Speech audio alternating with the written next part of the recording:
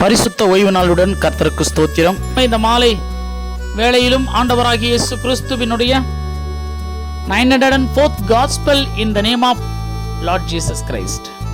Today's topic is I know the plans I have for you, not to harm you, give you hope and a future.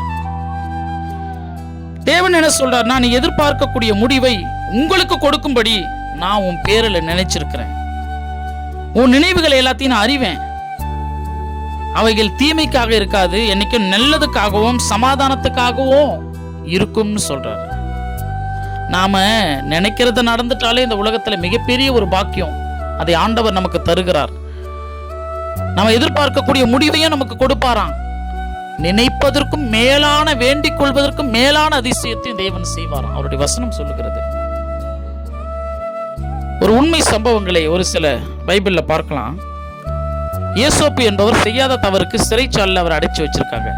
இப்ப அந்த ஏசோப்பு என்பவர் சிறையிலிருந்து நான் விடுதலையானா போதும் அப்படின்னு சொல்லிட்டு தான் அவருடைய நினைப்பு இருக்கும்.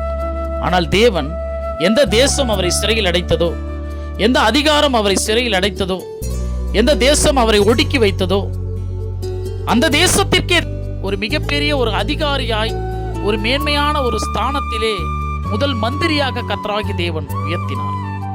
இப்பேற்பட்ட உயர்வு உள்ளது. பேதுரு இயேசு கிறிஸ்துவனுடைய ஊழியத்தை செய்து கொண்டிருக்கப்படும் பொழுது சீடர்களோடு சேர்ந்து ஒரு கேள்வி கேட்கிறார். எல்லாத்தையும் விட்டுட்டு வரோம் ஆண்டவரே, சொத்து பத்து, வீடு வாசல், மனைவி, எவ்வளவு இழக்கிறோம். உலகத்தில் எவ்வளோ பேர் நல்லா சந்தோஷமா இருக்கிறான். நாங்கள் எல்லாத்தையும் இழந்துட்டு கஷ்டப்பட்டு உங்க கூட ஊழியம் செய்யறோம், என்ன கிடைக்கும்? தேவன் சொன்னார், நீ எதையெல்லாம் இழந்தாயோ அதை 100 பெற்றுக்கொள்வதோடு நீ கேளாத நித்திய ஜீவன், இந்த உலகத்திலே யாருக்கும் கிடைக்க முடியாத நித்திய ஜீவன். அதுக்காக தான் இன்னைக்கு ஆண்டவராகிய இயேசு கிறிஸ்துவை ஏற்றுக்கொண்டு வாழ்கிறோம். அந்த நித்திய ஜீவனை சீஷர்களுக்கு கொடுத்தார். கேளாதது. மரியாள் என்ற ஒரு பெண்மணி, பாவத்தில் இருந்த ஒரு பெண்மணி, இயேசு கிறிஸ்துவை தேடி வந்து தாம் கொண்டு வந்த பரிமள தைலத்தை உடைத்து தன் தலைமயிரினால் துடைத்து தன் கண்ணீரினால் அபிஷேகம் செய்தார். அவங்க பாவங்கள் மன்னிக்கப்பட்டா போதும், இயேசு கிறிஸ்து என்னை ஏற்றுக்கொண்டு எனக்கு ரட்சிப்பு கொடுத்தா போதும்னு சொல்லிட்டு நினைச்சாங்க. ஆனால் ஆண்டவராகிய இயேசு கிறிஸ்து ஒரு வாக்கு கொடுத்தார். அன்னைக்கு இந்த சுவிசேஷம், இந்த பைபிளில் இருக்கக்கூடிய அந்த சுவிசேஷம் எங்கெங்கெல்லாம் பிரசங்கிக்கப்படுகிறதோ அங்கெல்லாம் இந்த பெண்மணி செய்த செயல்களும் அன்புகளும் அவளுடைய ரட்சிப்பும் சொல்லப்பட்டு கொண்டே இருக்குன்னு சொன்னார். இன்றைக்கு வரைக்கும் சொல்லப்பட்டு கொண்டே இருக்கிறது பைபிள்ல. என்ன பாக்கியம் இல்ல! இயேசு கிறிஸ்துவை சிலுவையில் அறைகிற கடைசி நொடியில கூட 2 கள்ளர்கள், அந்த 2 கள்ளர்கள்ல ஒரு கள்ளன் மனம் மாறி இயேசு கிறிஸ்துவை தேவனாகிய கர்த்தருடைய உன்னத குமாரனாக நினைத்து, ஆண்டவரே உம்முடைய வருகையிலே என்னை நினைச்சு என்னை காப்பாத்துங்கன்னு சொன்னான். கர்த்தர், நான் வருகையில என்ன உன்னை நான் ரட்சிக்கிறதுக்கு, இந்த நிமிடமே இன்றைக்கே என்னுடனே கூட பரதேசியில் இருப்பாய் என்ற ஒரு ரட்சிப்பை அவனுடைய வாழ்க்கையில் பரிசளித்தார். தாவீது ராஜாவுடைய பிள்ளை சாலமோன், அடுத்தது அவர் தான் ராஜாவாகணும். அப்போ இந்த ஜனங்களை எல்லாம் நான் நடத்துவதற்கும், இந்த ஜனங்களுடைய நீதி நியாயங்களை விசாரிப்பதற்கும், செம்மையாய் நீதி செலுத்துவதற்கும் எனக்கு உம்முடைய அறிவு வேண்டும் ஆண்டவரேன்னு சொல்லிட்டு ஜெபிக்கிறாரு. தேவன் அவன் அறிவை கேட்டதற்காக கேளாத ஐஸ்வர்யத்தையும் புகழையும் தேவனாகிய கர்த்தர் சாலமோனுக்கு கொடுத்தார். அன்னாள் என்ற ஒரு பெண்மணி, குழந்தை பாக்கியம் இல்லை, ஒரு குழந்தை இருந்தா போதும்னு சொல்லிட்டு அழுது தேவனுடைய ஆலயத்தில் ஜெபிக்கிறாங்க. ஆண்டவராகிய தேவன் ஒரு ஆண் பிள்ளையை தருவதோடு அந்த ஆண் பிள்ளை சாமுவேல் என்னும் தீர்க்கதரிசியாக அந்த தேசத்திற்கே கர்த்தராகிய தேவன் உருவாக்கி கொடுத்தார். இஸ்ரவேல் தேசத்து ஜனங்கள் கடவுளுக்கு எதிராக வாழ்ந்ததினால் 400 வருடங்கள் எகிப்து தேசத்தில் அடிமையாய் விற்று போடும்படியாக கர்த்தர் ஒப்பு கொடுத்தார்.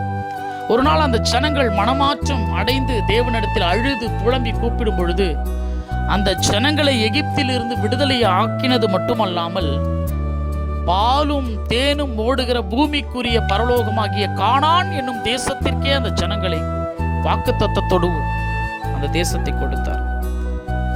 தாவீது கோலியாத் என்ற ஒரு மிகப்பெரிய வீரனை ஜெயிப்பதற்கு கர்த்தருடைய விசுவாசத்தை வேண்டிக் கொண்டு கர்த்தரை முன்வைத்து யுத்தத்துக்கு சென்றான்.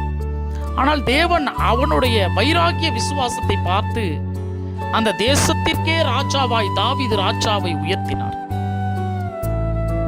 யாக்கோபு என்பவர் தன்னுடைய அப்பாவோட சொத்துக்கு ஆசைப்பட்டு தன் அண்ணனை போல மாறுவேடம் விட்டு சொத்தை ஏமாற்றி கொண்டு உயிருக்கு பயந்து ஓடி வந்தவன் தேவனிடத்தில் போராடி விசுவாசத்தில் ஜெயித்து அவன் 2 பரிவாரங்களான இந்த உலகத்தினுடைய ஆசீர்வாதங்களையும் ஐஸ்வர்யங்களையும் பெற்றுக்கொண்டான். கேளாத இஸ்ரவேல் எனும் தேசத்திற்கு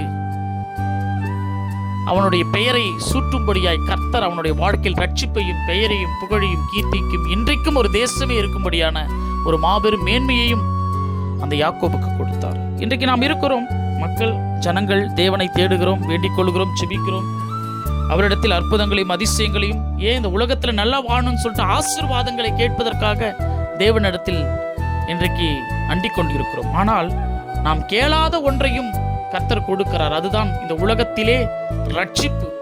எந்த மனுஷனுக்கும் எப்பேற்பட்ட ஸ்லாக்கியமான ரட்சிப்பு, எவ்வளவு கோடி ரூபாய் கொடுத்தாலும் வாங்க முடியாத பரலோகத்தில் என்றென்றைக்கும் அழியாத இயேசு கிறிஸ்துவோடு கூட வாழக்கூடிய வாழ்க்கை, நரகத்துக்கு போகாம பரலோகத்தில் நாம் போகும்படியான ஒரு மேன்மையான ஸ்லாக்கியம், பாக்கியம் இன்றைக்கு கர்த்தர் தருவதற்காகத்தான் உங்களுக்கு இந்த ரட்சிப்பின் வார்த்தைகளை கொடுக்கிறார். இயேசு கிறிஸ்து நாம் கேளாததற்கும் வேண்டிக் கொள்வதற்கும் மேலான அதிசயங்களை நம் வாழ்க்கையில் செய்கிறதற்காக இயேசு கிறிஸ்துவை தெய்வமாக ஏற்றுக்கொள்ளுங்கள். கர்த்தர் நம் அனைவரையும் ஆசீர்வதிப்பாராக. அடுத்த தெய்வ செய்திகளோடு காட் சர்வன்ட் சகரியா.